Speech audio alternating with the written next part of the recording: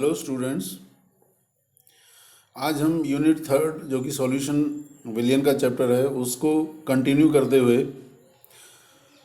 क्वथनांक उन्नयन का ऊष्मागतिक व्युत्पत्ति इम्पोर्टेंट है, अर्थात thermodynamic derivation of elevation in boiling point, इस पर अब हम डिस्कस करेंगे। इसमें देखिए, क्वथनांक पर द्रव तथा वाष्प अवस्थाएं परस्पर साम्य में होते हैं। At boiling point, the liquid and vapor phase of a substance are in equilibrium, अर्थात विलायक के रासायनिक विभव दोनों प्रावस्थाओं में एक समान होने चाहिए।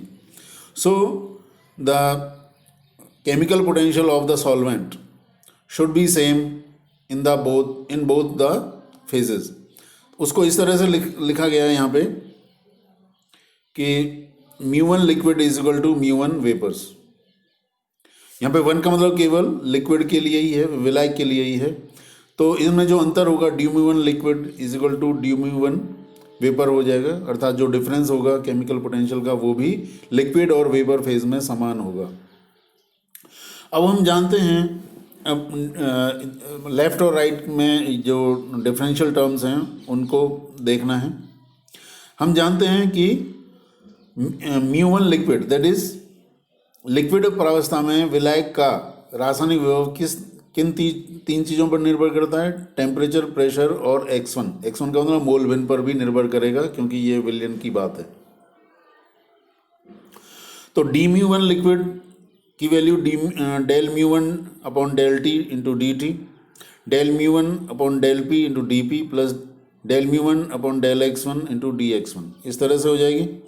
जब हम टी के सापेक्ष अवकलन करते हैं तो प्रेशर और मोल बिन को फिक्स रखते हैं, जब पी के सापेक्ष करते हैं तो टेम्परेचर और मोल बिन को फिक्स रखते हैं, और जब मोल बिन को के सापेक्ष अवकलन करते हैं तो ताप और दाब को फिक्स रखते हैं। तो ये रिलेशन आ जाती है ये वाली, ओके। यदि दाब को स्थिर रखा जाए जैसा कि अक्सर होता है, तो ये टर्म घट करके दो टर्म, ये इक्वेशन घट करके दो टर्म की रह जाएगी। dμ1 in the liquid phase equal to dμ1 upon dt into D T plus dμ1 upon del x1 into D x1। यहाँ dp बराबर ये टर्म खत्म हो गई है, ओके। आप जानते हैं dμ1 अपॉन dt जो है वो S1 का मतलब है ये एंट्रोपी है विलायक की, और ये पार्शल मोलर एंट्रोपी होगी, उसके बराबर होती है। ये सेकेंड ईयर में आपने पढ़ा होगा। तो उपरोक्त समीकरण है वो अब इस तरह से हो जाएगा, dμ1 लिक्विड ये is equal to minus S1 liquid dt plus dμ1 upon del x1 into D x1। अब यहाँ पर dμ1 अपॉन डी x1 जो दूसरा जो टर्म है समीकरण 2 में, उसका रिलेशन हमको रखना होगा। विलयन में किसी घटक के रासायनिक विभव व मोल बिन में निम्न संबंध होता है। This is the relation between chemical potential and mole fraction of solvent. ये समीकरण लिखा हुआ है, ये रहा समीकरण 3। μ1 बराबर μ1 0 प्लस RT log x1। तो μ1 0 मीन्स शुद्ध अवस्था में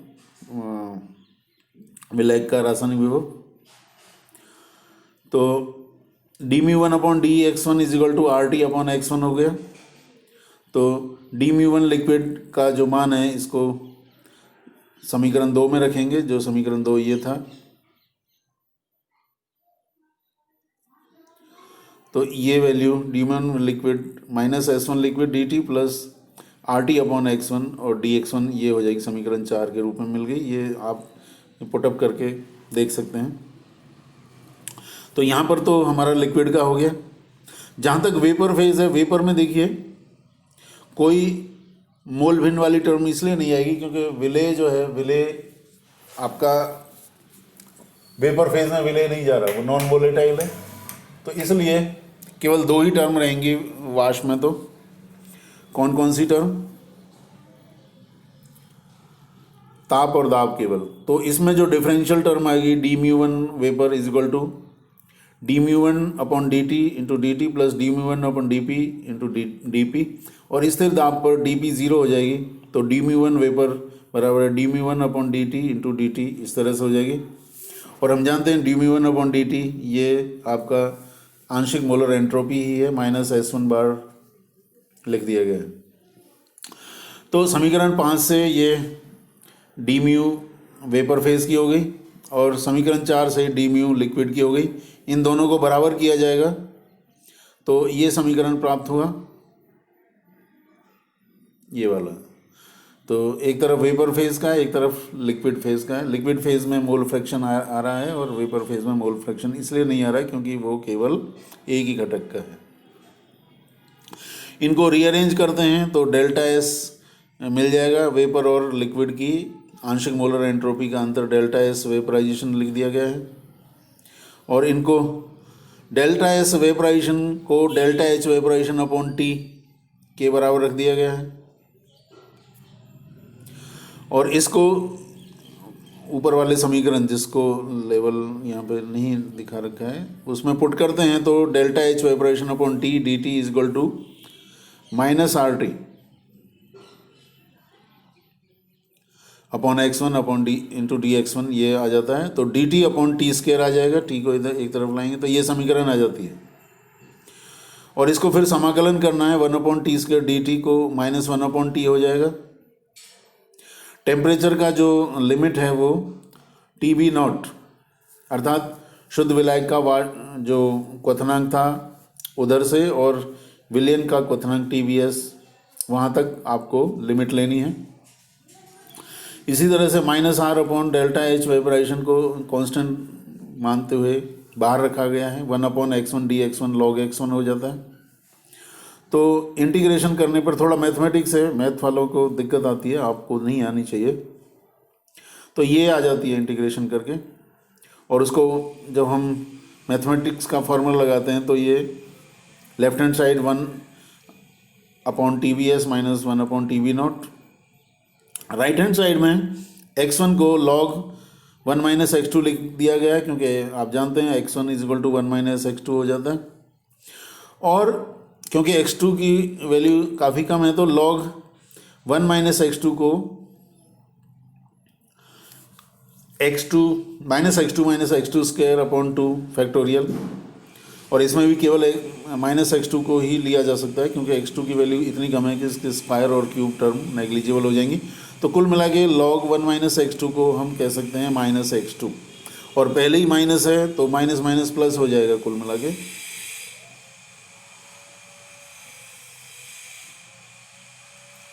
लेकिन इधर भी माइनस है तो अल्टीमेटली एक माइनस रह जाएगा। तो लेफ्ट हैंड साइड में देखिए T B naught minus T B S हो गया upon T B naught T B S हो गया, और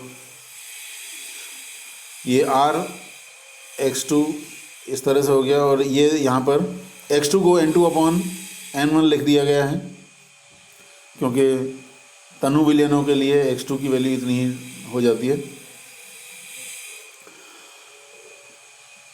W2 अपॉन m2 तो n2 कर दिया गया है उसके बाद, और n1 को W1 अपॉन m1 रख दिया गया है।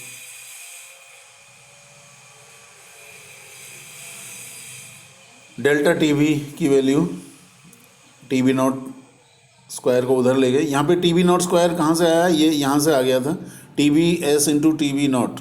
अब क्योंकि टी बी नॉट और टी बी एस में कोई ज़्यादा अंतर नहीं होता तो इसको स्क्वायर टर्म ले लिया है टी बी नॉट की, तो ये हो गया। और ये वाला जो ब्रैकेट में जो टर्म है वो तो आप जानते ही हैं कि वो मोललता है, उसको स्मॉल m लिख दिया है। ब्रैकेट से जो बाहर है वो वही एक्सप्रेशन है जो हमने के बी के लिए बताया था, अर्थात मोलल उन्नयन स्थिरांक के लिए जो समीकरण था। तो ये डेल्टा टी बी बराबर है के बी इंटू स्मॉल m, और यही हम डिराइव करना चाह रहे थे। तो ये ऊष्मा गति की है, इसका डेरिवेशन हो जाता है। जिस तरह से ऊष्मा गति की है डेरिवेशन है, व्युत्पत्ति है कि क्वथनांक उन्नयन की, बिल्कुल उसी तरह से ही हिमांक अवनमन की भी ऊष्मागतिक व्युत्पत्ति है। यहाँ पर अंतर सिर्फ इतना है कि वहाँ लिक्विड जो द्रव अवस्था और वाष्पित अवस्था उनको साम्य में रखा था, यहाँ पे द्रव और ठोस दोनों को साम्य में रखा जाएगा। अर्थात हिमांक के लिए μ1 liquid is equal to μ1 solid, दोनों के रासायनिक विभव समान होंगे और उनका डिफरेंशियल भी समान होगा। dμ1 liquid is equal to dμ1 solid, उसको समीकरण 1 रख दिया गया है।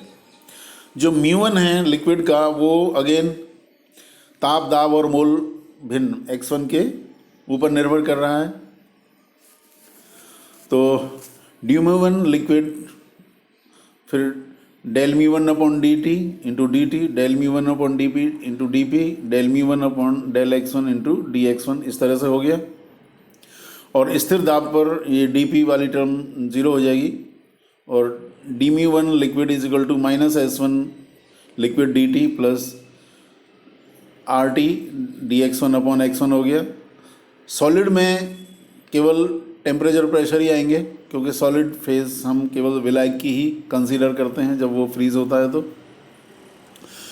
तो उसी हिसाब से ये अल्टीमेटली समीकरण 3 जब dp बराबर है 0 हो जाएगा तो केवल एक टर्म ही बची रहेगी, ये वाली del μ1 upon del T into D T, तो -s1 सॉलिड हो जाएगा। तो इसको इस तरह से कह सकते हैं -s1 solid D T is equal to -s1 liquid D T. और इसी तरह से आगे बढ़ते बढ़ते सेम लॉजिक से डेल्टा टी एफ बराबर है के एफ एम हो जाता है। तो ये इसका डेरिवेशन है, thermodynamic derivation of elevation depression in freezing point. तो आज के लेक्चर के लिए इतना ही। Thank you very much.